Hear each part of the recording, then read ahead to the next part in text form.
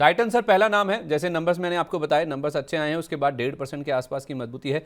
मैं सारे स्टॉक्स आपके सामने रखता जा रहा हूं सर, कुछ अगर हाईलाइट होगा कहीं कुछ ऐसा होगा कि आपको लग रहा है कोई ट्रेड इनिशिएट किया जा सकता है या फिर कुछ इंपॉर्टेंट है हाईलाइट करना, तो आप मुझे बताते जाइएगा सर। मैं आपको बता रहा हूँ कि कैसे कैसे स्टॉक्स मूव कर रहे हैं, रिजल्ट्स का रिएक्शन भी और जहाँ जहाँ खबरें आई हैं उन पर भी।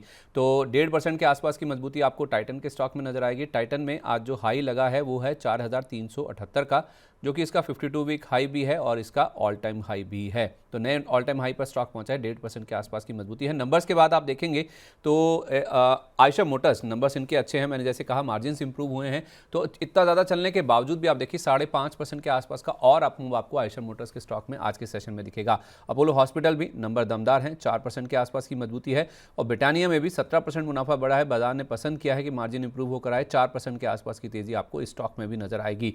मदरसन सुमी, कल नंबर्स आए थे, नंबर्स अच्छे थे, आज भी देखिए 3% के आसपास का अप मूव आपको दिखेगा। फिलिप्स कार्बन ब्लैक, इसको दिखाइए एक बार, 3.25 लाख शेयरों का वॉल्यूम ऑलरेडी 5 मिनट में हो चुका है, 3.5% के आसपास की मजबूती है। और एक एचबीएल पावर, जिसे हम एचबीएल इंजीनियरिंग के नाम से जानते हैं, रेलवे वाला प्ले है, 3% के आसपास की मजबूती इस स्टॉक में भी देखने सर को मिल चुकी है। हाँ प्लीज सर। सर, मैं कब से वेट कर रहा था। सर अब आयशर मोटर भाग रहा है। मुझे लगता है कि हाँ आयशर मोटर बाय करना चाहिए। अब हाँ देखिए हाँ, थोड़ा क्या हो गया ना, अब मतलब मैं कब से हाथ ओपन करके खड़ा था सर, वो मतलब मैं एक्चुअली आपको कह आयशर रहा था मोटर सर, आप भाग मुझे गया। रोक दीजिएगा, कोई दिक्कत नहीं है।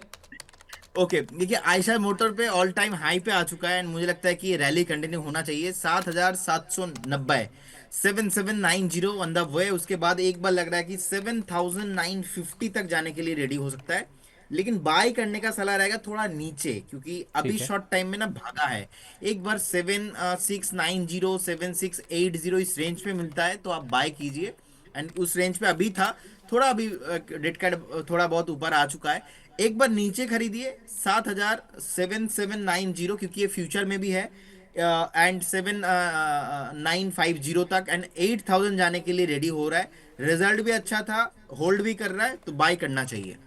स्टॉप लॉस क्या होगा सर अगर 7,690 80 पे स्टॉप खरीदें तो? यस स्टॉप लॉस आपको 7,650 के आसपास मेंटेन करना चाहिए। 7,650, ओके। तो खोने के लिए 30 से 40 रुपए हैं आपके पास, और ऊपर में अगर आप 7,700 भी मोटा मोटी अगर पकड़ लें तो ऊपर में कुछ 300 रुपये तक का अपसाइड है, जो कि कितने दिनों में आ जाएगा सर?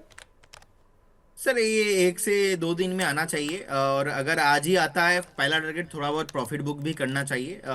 और स्टॉप लॉस भी बहुत छोटा है, तो मोस्ट प्रोबेबली हाई अगर वॉलेटिलिटी रहता है दिन के दौरान, थोड़ा बहुत नीचे आता है, तो हो सकता है कि स्टॉप लॉस भी कट जाए। ये ओनली फॉर ट्रेडर के लिए है, इन्वेस्टर्स के लिए आप बने रहिए, कोई प्रॉब्लम नहीं है।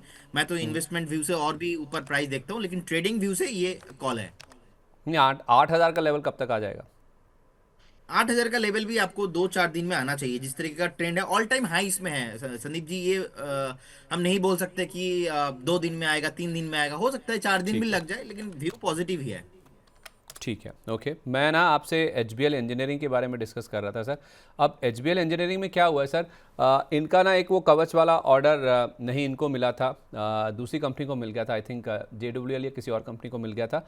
तो उसका इम्पैक्ट आप देखिए, अगर आप रिसेंटली जो इसने हाई लगाया था 10 नवंबर के आसपास, कुछ 1122 रुपये के आसपास का, वहाँ से गिरता गिरता ये स्टॉक सर नीचे की तरफ 700 रुपये के आसपास तक लुढ़क गया था।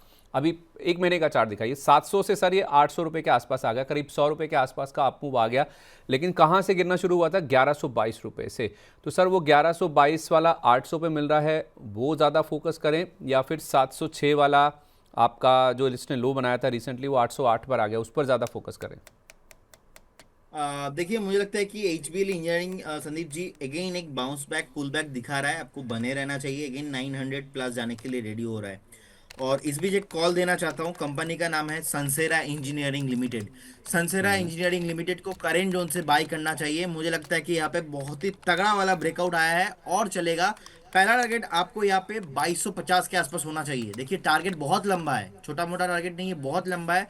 2250, एंड सेकंड टारगेट मुझे लगता है कि 2300 एंड अबव जाने के लिए रेडी हो रहा है। करेंट जोन से सनसेरा इंजीनियरिंग लिमिटेड बाय करने का सलाह रहेगा। एक स्ट्रिक्टली स्टॉप लॉस अगर हम 30 मिनट का चार्ट देखते, 30 मिनट के चार्ट के हिसाब से आपको मेंटेन करना है, वो रहेगा आपका 1955 में मेंटेन करना है stop loss, and current zone से हम बाय करके जा सकते हैं। ठीक है, तो 2137 के आसपास ये स्टॉक है अभी, 5% ऊपर है। 2250 2300 तक के जो लेवल्स हैं वो इस स्टॉक में देखने को मिल सकते हैं और आपको स्टॉप लॉस रखना है 1955 रुपये का। तो सेंसेरा इंजीनियरिंग यहाँ पे मोमेंटम स्ट्रांग है और ये मोमेंटम और आगे कंटिन्यू होता हुआ नजर आ सकता है, जो इस स्टॉक को 2250 और 2300 रुपये तक लेके जा सकता है। एचबीएल में क्या कहा सर आपने, ये स्टॉक 900 रुपये की तैयारी कर रहा है? 900 plus Sandeep ji, 900 and above price आपको आते हुए दिखाई देंगे।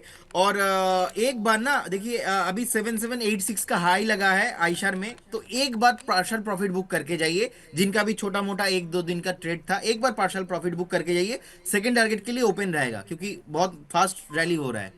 स्टॉप लॉस वही है? स्टॉप लॉस सेम रहेगा। ठीक है, स्टॉप लॉस के साथ कोई छेड़छाड़ नहीं, आप चाहें तो, क्योंकि थोड़ा सा ऊपर आया है स्टॉक, तो आप चाहें तो पार्शियल प्रॉफिट बुकिंग कर सकते हैं, जैसा आपको प्रदीप जी अभी हाईलाइट कर भी रहे हैं। सर कुछ और अगर मैं स्टॉक्स हाईलाइट करूँ तो BHEL देखना बहुत इंपॉर्टेंट है, क्योंकि सरकार 8% के आसपास के डिस्काउंट पर OFS में शेयर बेच रही है, तो 5.5% नीचे स्टॉक अवेलेबल है। 262 263 के आसपास का प्राइस है सर। अभी क्या करना चाहिए सर BHEL? वेट कर लें 250 का? देखिए, मुझे लगता है कि अवॉइड करना चाहिए। मैं तो BHEL को बाई करने में पसंद नहीं करूंगा क्योंकि ये रेंज के अंदर फंसा हुआ है। नेक्स्ट 6-8 महीना फंसा रहेगा, तो एक बार अवॉइड करना बेटर रहेगा इसमें। ठीक है, BHEL को आप अवॉइड कीजिए, ज़्यादा बेटर है। अच्छा, MCX सर, बहुत शार्प रैली स्टॉक ने दिखाई है, आज थोड़ा सा हल्का हो रहा है, 9 लाख शेयरों के आसपास का वॉल्यूम है, 3% नीचे है, थोड़ी प्रॉफिट बुकिंग होना स्वाभाविक है।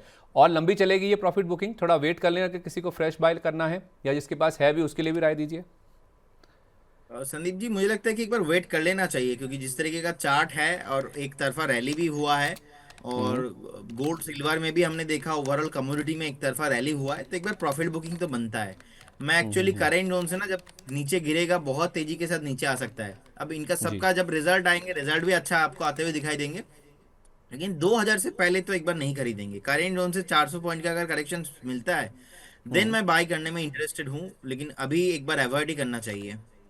ओके, टोरेंट पावर के नंबर्स बहुत सॉलिड थे, लेकिन स्टॉक आप देखिए करीब 4% के आसपास की गिरावट दिखा रहा है। तो नंबर्स में कुछ तो ऐसा है, डिटेल्स देखना होगा कि क्या ऐसा है जो कि बाजार को पसंद नहीं आया। दो एक स्टॉक और हाईलाइट कर रहा हूँ सर, इनमें से कुछ ऐसा हो जो कि आपको लग रहा हो कि थोड़ा वीक हो रहा हो या फिर एक्यूमुलेट करना वाला हो। एक मैंने MCX तो आपको पूछा ही, बलरामपुर चीनी सर 0.3% ये नीचे है, 450 के आसपास का लेवल है। हीरो मोटोकॉर्प में करीब 2.5% का फॉल है। और JM फाइनेंशियल, कल बहुत दमदार स्टॉक चला था सर ये वाला, हायर लेवल से ना, इसको थोड़ा सा चार्ट लंबा करके दिखाएगा। JM फाइनेंशियल का हायर लेवल से अच्छा खासा करेक्शन होने के बाद एक बाउंस बैक शुरू हुआ था सर, लेकिन इस बाउंस बैक में हर उछाल पे कुछ ना कुछ प्रेशर देखने को मिल रहा है। देखिए आप जो right side of the screen में आप देखिए, जो एक कल एक बाउंस बैक बना था, उस बाउंस बैक के बाद थोड़ा सा अब प्रॉफिट बुकिंग भी दिख रही है। सर ये बाय ऑन डिप्स का काउंटर है क्या? हर गिरावट पर खरीदें या फिर संभल कर चलें?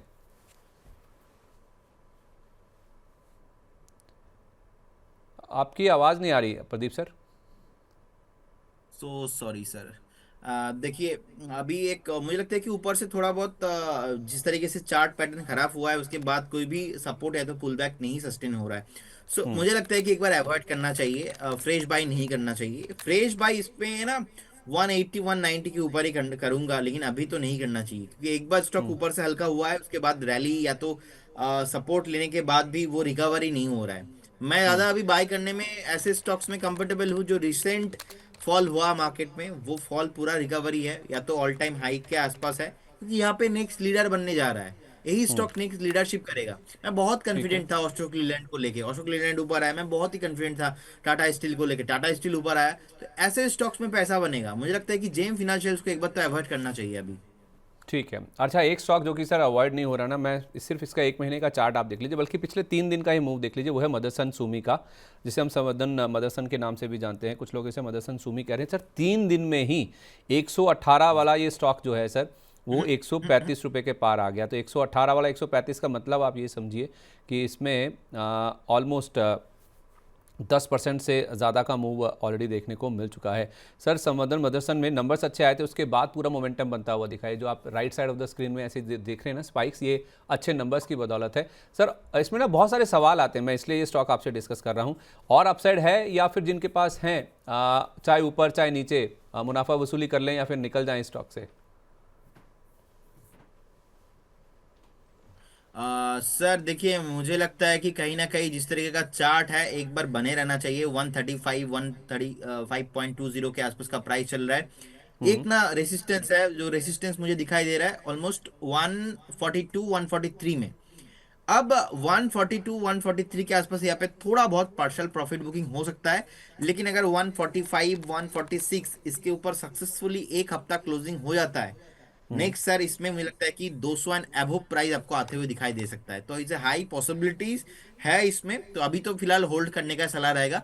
व्यू थोड़ा लंबा है तो बने रहिए। शॉर्ट टर्म अगर आपने बाई किया तो एक बार प्रॉफिट बुक करने के बारे में सोचना चाहिए 138.40 के आसपास। मैं दर्शकों के सवालों की ओर बढ़ रहा हूँ सर, उनके सवाल आप धीरे धीरे लेंगे और 10-15 मिनट तक सर उनके सवाल लेने की कोशिश कर रहा हूँ, ताकि उनको भी ऐसा ना लगे कि कुछ इग्नोर हो गया या फिर उनके सवाल नहीं लिए जा रहे हैं। बाजार एक बार बस देख लीजिए, हायर लेवल से पूरी अपनी जो बढ़त है ना बाजार ने गंवा दी है सर। कहाँ हमने 26,000 का लेवल भी यार पार किया, 26,009 का हमने हाई टच किया, और अभी आप देखिए आपको लाल निशान के दर्शन कर लीजिए। 3 पॉइंट नीचे निफ्टी फिलहाल 25,930 के भी आपको आसपास फिलहाल ट्रेड करता हुआ नजर आएगा। तो बाजार हायर लेवल्स पे टिक नहीं पा रहा है। 26,000 का रेजिस्टेंस हमारे लिए कड़ा लेवल है, जिसको पार करना बहुत मशक्क़त वाला साबित होता हुआ नज़र आ रहा है। सवाल जवाब का सिलसिला शुरू कर रहा हूं सर। रामकिशोर सिंह जी का पहला सवाल है, कह रहे हैं कि सर मुझे SBFC फाइनेंस के बारे में बताइए। मैंने 102 रुपये पर लिए हैं SBFC फाइनेंस, और 1 महीने का भी और 6 महीने का व्यू भी दीजिएगा। ओके अभी 97 के आसपास का प्राइस है। एक महीने का व्यू एक बार आपको 103 104 तक आ सकता है, लेकिन 110 के ऊपर सस्टेन करना बहुत ही मुश्किल लग रहा है मुझे। स्ट्रिक्टली स्टॉप लॉस मेंटेन कीजिए आप यहाँ पे 89 88 के रेंज पे। और फ्रेश बाय किसी को नहीं करना चाहिए, एवरेज भी नहीं करना चाहिए। जो फंसे हुए हैं उनके लिए 88 का एक स्टॉप लॉस एंड बने रहिए। 110 क्रॉस होने के बाद फिर से एक बार रिव्यू कीजिए, उस टाइम पे आपको नेक्स्ट आप मोमेंटम आते हुए दिखाई देंगे। लेकिन जिस तरीके का चार्ट खराब हुआ है अभी तो कुछ नहीं करना चाहिए। रणवीर जी का सवाल है, कह रहे हैं कि बजाज होल्डिंग और ICICI बैंक दोनों में क्या करें। इनके सवाल से ऐसा लग रहा है कि इनके पास रखे हुए हैं। देखिए अगर हम बजाज होल्डिंग देखेंगे तो एक बार मेरे को लगता है कि आपको अभी भी वेट करना चाहिए, अवॉइड करना चाहिए। ज़्यादा अट्रैक्टिव चार्ट मुझे अभी भी नहीं लग रहा है। It will take 1 to 2 months time, consolidation इसमें बाकी है। प्राइस करेक्शंस तो हो चुका है, टाइम जी करेक्शंस अभी इसमें बाकी है। तो एक बार वेट ठीक है। करने का सलाह रहेगा with strictly stop loss of 10,338 के रेंज पे। आईसीआईसीआई बैंक पे हम फ्रेश बाई पोजीशन बना सकते, ज्यादा कुछ प्रॉब्लम नहीं दिखता है मुझे। जैसे ही बैंक निफ्टी थोड़ा बहुत आपको नीचे मिलेंगे, आईसीआईसीआई बैंक वाले स्टॉक एक बार आपको 1370 तक मिल सकता है। तो 1370-80 एक फेयर वैल्यू है, आप बाय करके जा सकते हैं फॉर द लॉन्ग टर्म। ठीक है, परफेक्ट है। ओके, आपने सर एक जेंसा टेक और ग्रेविटा इंडिया के चार्ट देखिए, तब तक रेडी रखिए। मैं शुभम मेहरोत्रा जी का सवाल पढ़ देता हूँ। कह रहे हैं कि मेरे पास जेंसार 725 रुपये पर और ग्रेविटा इंडिया 1750 रुपये पर लिए हुए हैं, क्या करना चाहिए? Any large cap that look attractive at current levels. तो सर वो सवाल अब आ ही जाता है। आपने कर्नाटका बैंक पे कहा था कि कुछ अच्छे बैंक्स हैं उन पे आप ज़्यादा फोकस कीजिए, और भी अच्छे अच्छे नाम हैं जो कि काफ़ी अच्छे लग रहे हैं। तो इस सवाल में अब वो बता ही दीजिएगा जेंसार और ग्रेविटा के बाद। देखिए संदीप जी, मुझे लगता है कि ग्रेविटा इंडिया बहुत ही एक प्रोमिनेंट स्टॉक रहा है। इनफैक्ट ग्रेविटा इंडिया मैंने आइडेंटिफाई किया था 220 पे, 220 के रेंज पे। और वो वीडियो आज भी अवेलेबल है कि मैं किस तरीके से बोल रहा हूँ ग्रेविटा इंडिया बाई कॉल आ रहा है, मल्टी वगैरह हो सकता है, रीजन बताया था। अब देखिए अभी उसके बाद हमने देखा बहुत अच्छा रैली आया, और लेकिन शॉर्ट टाइम में क्या हुआ ना, एक चार्ट में एक कंसोलिडेशन रेंज के अंदर फंसा हुआ है। तो ऐसा नहीं कि इमीडिएट लेवल पे आपको ये मूव करता हुआ दिखाई देंगे। जिस तरीके का रेसिस्टेंस ग्राविटा ने रजिस्टर किया है 1750 1740 के आसपास, इसके ऊपर क्रॉस करना बहुत मुश्किल लग रहा है मुझे शॉर्ट टाइम में। इसीलिए नीचे के साइड में ना फिक्स रहिए, ऊपर के साइड में आपको फिक्स रहना नहीं है। नीचे के साइड में एक बार आपको 1562 के आसपास, 1562 के आसपास का एक स्टॉप लॉस मेंटेन कीजिए एंड नेक्स्ट 2 3 6 महीना वेट कीजिए। कभी भी अगर ब्रेक होता है ना, आपको एग्जिट करके निकल जाना चाहिए। जिनसार टेक्नोलॉजी एक फ्रेश ब्रेकडाउन है चार्ट में, एंड इनफैक्ट जिस तरीके का सेलिंग प्रेशर यहाँ पे है कंटिन्यू रहेगा। मुझे लगता है कि एक बार ना स्टॉक आपको जो लास्ट टाइम सपोर्ट लिया था 530 रिविजिट करने का हाई पॉसिबिलिटीज है। तो इसीलिए एक बार वेट करने का ही सलाह होगा यहाँ पे। फ्रेश बाई करना तो मुझे लगता नहीं कि आपको करना चाहिए, और आपको नीचे आपको प्राइस मिलेंगे। बढ़िया बैंक था, फेवरेट काउंटर था स्टेट बैंक ऑफ इंडिया, लेकिन स्टेट बैंक ऑफ इंडिया मुश्किल है कि रिजल्ट इतना अच्छा आया है, वो चल चुका है। तो इसीलिए ना बैंकिंग में भी एक बार आप थोड़ा बहुत करेक्शन जब तक नहीं आता है। अब देखिए इंडियन बैंक का अगर हम चार्ट देखेंगे, इंडियन बैंक बहुत ही प्रोमिनेंट बैंक है, हमने 560-70 से रिकमेंड किया था। अभी वो 881 के आसपास का प्राइस चल रहा है, और थोड़ा करेक्शंस होने दीजिए। 800 के आसपास आता है, 780 पे आता है, तो फिर से एक बार बाई करेंगे। स्टेट बैंक ऑफ इंडिया भी मुझे अच्छा लग रहा है, लेकिन स्टेट बैंक ऑफ इंडिया बहुत चल चुका है, एक बार 1050 1060 के आसपास फिर से आएगा तो मैं बाई करूंगा, लेकिन इतना ओवर वैल्यूएशन महंगा खरीदना नहीं है। आप कह रहे थे कि कुछ और भी अच्छे नाम हैं जिन पे फोकस करना चाहिए। बैंकिंग की चलो बात हो गई, कुछ और अच्छे नाम? देखिए और अच्छा नाम क्या चाहिए, बहुत ही कॉन्फिडेंटली दिया था नैल्को, बहुत चला। जेके टायर्स चल रहा है, और जिंदगी में क्या चाहिए। अभी और एक नाम है टाइटन, ये भी चल रहा है, 4800 4-5 हजार तक आपको आते हुए दिखाई देंगे। ओवरऑल देखेंगे एक वीकली चार्ट में, आप अगर जेके टायर्स का ही बात अगर हम करेंगे, 599 देखिए डे हाई में है। जैसे कि मैं बोल रहा हूँ 640 नॉन स्टॉप आपको चलेंगे, उसके बाद 800 के आसपास मेरा टारगेट है। अब कहाँ 600 है, कहाँ 800 है, ये मैं आपको डेटा के साथ बता रहा हूं, क्योंकि ऐसा सेम फॉर्मेशन हमने एबी कैपिटल में देखा था। एबी कैपिटल चला, 3 महीना टाइम लगा, 3 महीने में जिन्होंने बाई किया था बहुत सारा क्वेश्चन, सर चल क्यों नहीं रहा है, चल क्यों नहीं रहा है, चला। अब जेके टायर्स का अगर हम चार्ट देखेंगे, जेके टायर्स में बेसिकली काप एंड हैंडल एक फॉर्मेशन हुआ है वीकली चार्ट में। और ये जो काप एंड हैंडल फॉर्मेशन होता है ना, अब हाई माइनस जो नीचे लो है ना, वो कैलकुलेशन किया जाता है ऑलवेज टारगेट देने के टाइम पे। अब वो कैलकुलेशन अगर जब भी हम करें ना, 640 शॉर्ट टाइम का टारगेट था, स्टार्टिंग में 580 था, 640। अब वो पूरा कैलकुलेशन करेंगे ना, एक साइकिल बन रहा है, वो साइकिल का टाइम पीरियड है 7 से 8 महीना, अब उसमें टारगेट है 800। अब शॉर्ट टाइम में 530 से स्टार्ट हो गया खेला इसमें, तो 580 target achieve, 640 on the way, और क्या चाहिए। अगर फुल्ली कॉन्फिडेंस है तो टाटा स्टील में था। तो व्यूअर्स को ना वो देखना चाहिए कि प्रदीप हल्दर अगर कॉल दे रहा है, उसमें हजारों स्टॉक्स में से कौन सा स्टॉक्स में ज्यादा कॉन्फिडेंस है, वो बातचीत करने में, कॉन्फिडेंस में, डेटा के साथ ना दिख जाता है। Indus tower sir another one more stock है। आप हम लोग सब लोग बात कर रहे थे वोडाफोन आइडिया, कभी भी मैंने वोडाफोन आइडिया को कॉल नहीं दिया। इंडस टावर हमारे मॉडल पोर्टफोलियो में 340 से है, इनफैक्ट 340 से 350 से हमने कॉल भी दिया है। आई थिंक उसके बाद एक बार हमने प्रॉफिट भी बुक कराया है।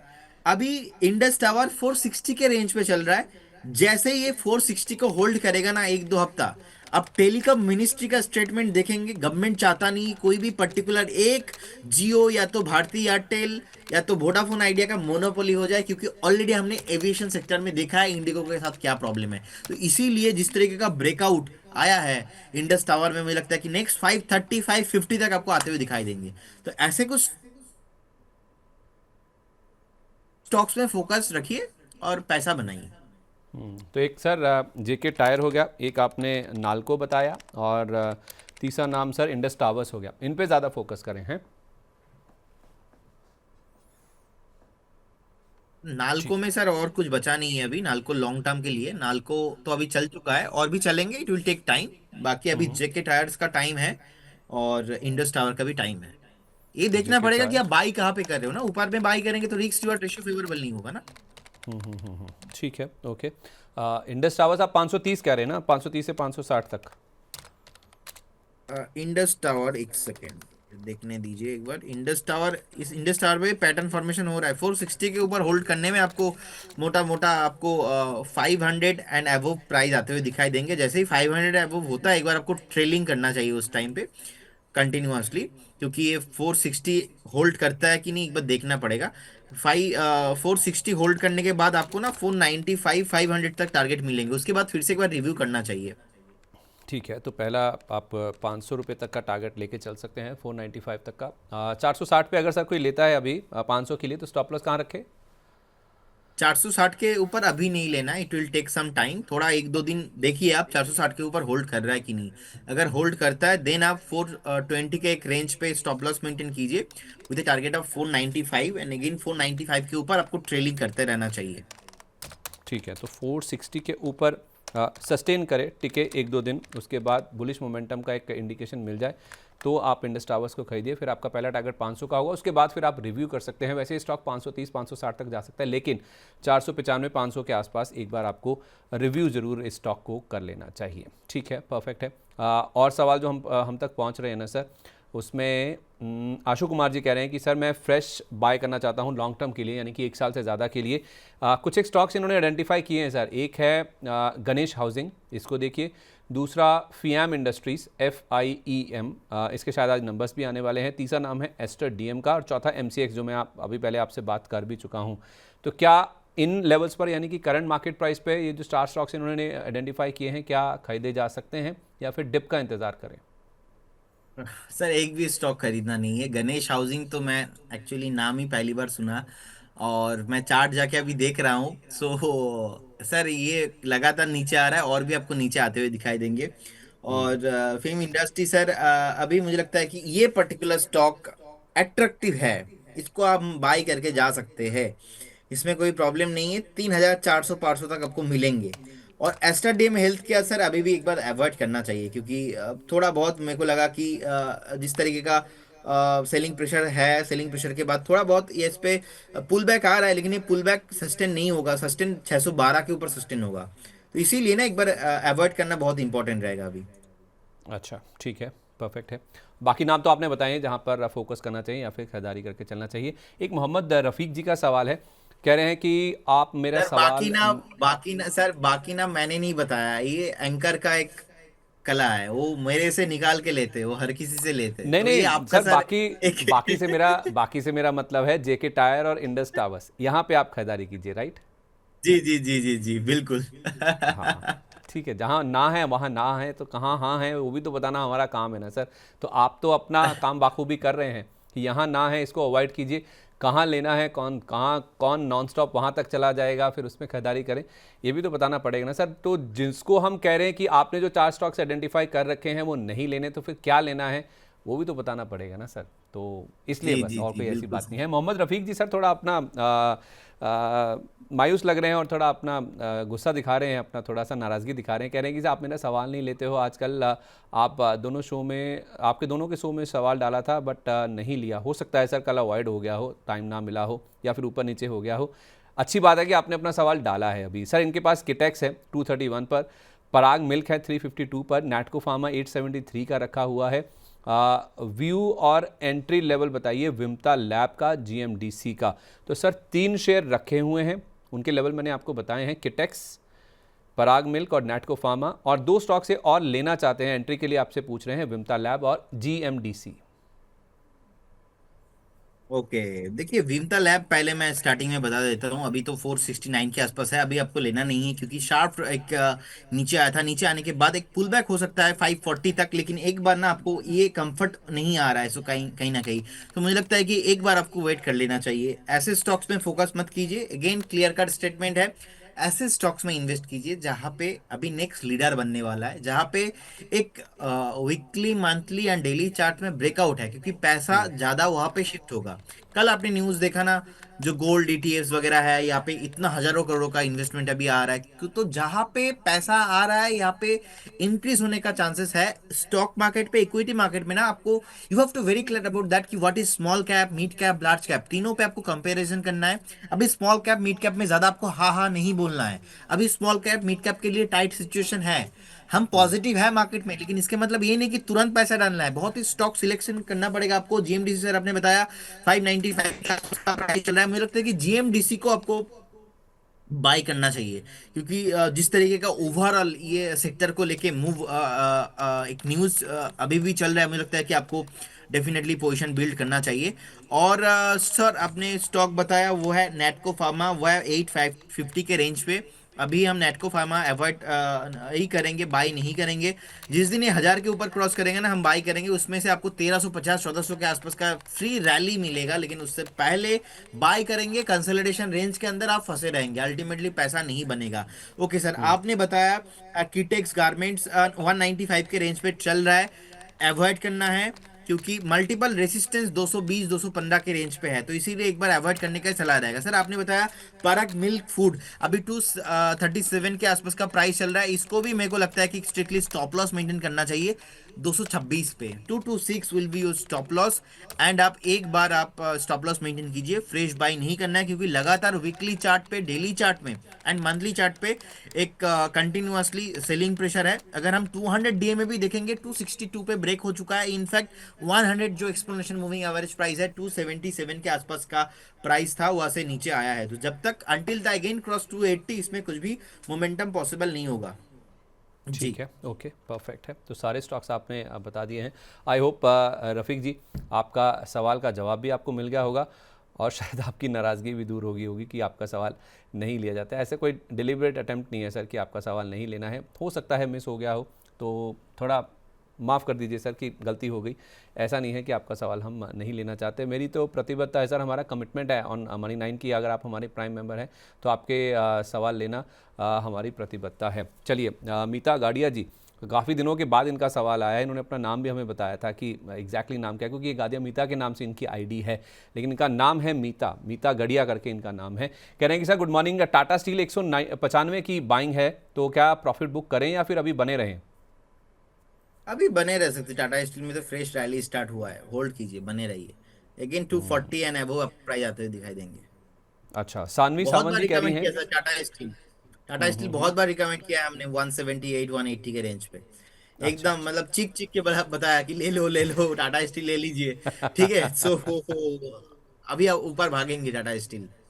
अच्छा, और चलेगा अभी, ठीक है, अभी बने रहिए। अच्छा, सानवी सावंत जी कह रही हैं कि मैंने इंडिया शेल्टर ले रखा है 875 रुपीज़ पर, और मेरे पास जेके लक्ष्मी सीमेंट भी है 827 रुपये पर। मेरा व्यू लॉन्ग टर्म का है, तो मैं होल्ड करूं जैसे मैंने सोचा है, सही है? और क्या आप बोलें तो मैं एवरेज भी कर सकती हूँ? देखिए, जेके लक्ष्मी सीमेंट मैं पहले बताना चाहूंगा, अभी कंसोलिडेशन रेंज के अंदर फंसा हुआ है, एंड सेकंड थिंग एक डाउन ट्रेंड भी है।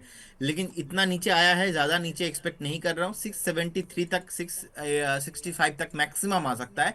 हाई पॉसिबिलिटीज है एक बार ना 710 15 या तो 690 से एक पुल बैक आपको देखने को मिलेगा। तो you have to very clear about that कि आपको एक स्ट्रिक्टली अगर स्टॉप लॉस मेंटेन करना ही है, वो 655 के रेंज पे मेंटेन करना है।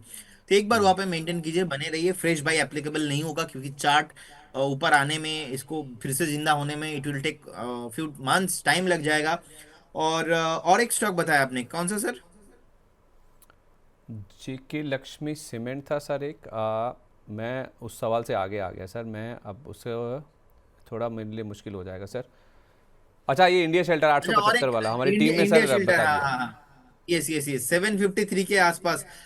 मेरा भी टीम ने सर बता दिया फटाफट।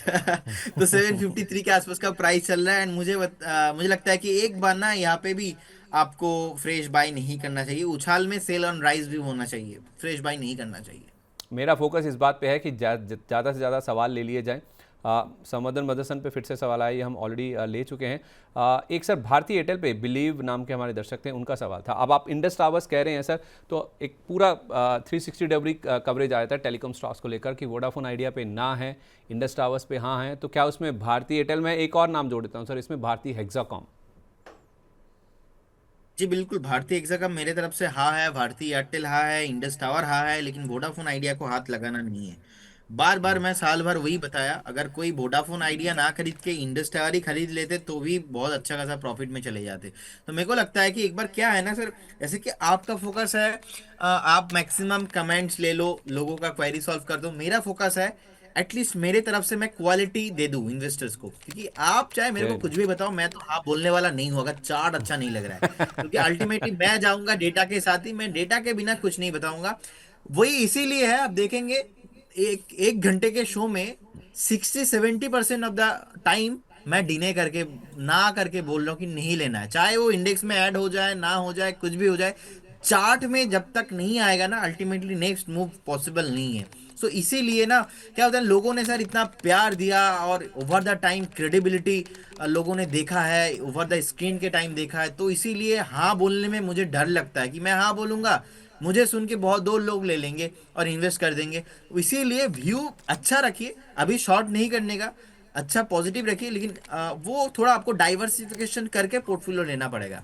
सर भारतीय एयरटेल सर हाँ है, लेकिन भारतीय एयरटेल पे थोड़ा बहुत लॉन्ग टर्म व्यू होना चाहिए। भारतीय एयरटेल बहुत ही प्रोमिनेंट स्टॉक माना जाता है, वोडाफोन इंडिया को नहीं लेना है। ठीक है, वोडाफोन आइडिया नहीं लेना है, नहीं लेना है, नहीं लेना है। ट्रम्प साहब को मना लिया इंडिया ने, प्रदीप सर को मनाना मुश्किल है। सर वोडाफोन आइडिया लेंगे जिस दिन ना ये एक्चुअल में कुछ इसमें अच्छा कुछ होगा, तब जाके लेंगे। येस बैंक भी लेंगे जिस दिन येस बैंक 25 के ऊपर क्लोज देगा, उस दिन येस बैंक लेंगे। हाँ, डट पीसी गया ज्वेलर सर। का अभी हाथ नहीं लगाएंगे। रट गया 25 रुपये, रट गया यस बैंक सर। 25 रुपये जब तक नहीं आएगा तब तक इसकी गति नहीं होगी, मतलब इसमें खरीदारी नहीं हो सकती। बहरहाल आप कुछ ना हॉस्पिटल वाले स्टॉक्स देखिए, फोर्टिस अच्छा चल रहा है, 3.5% ऊपर है।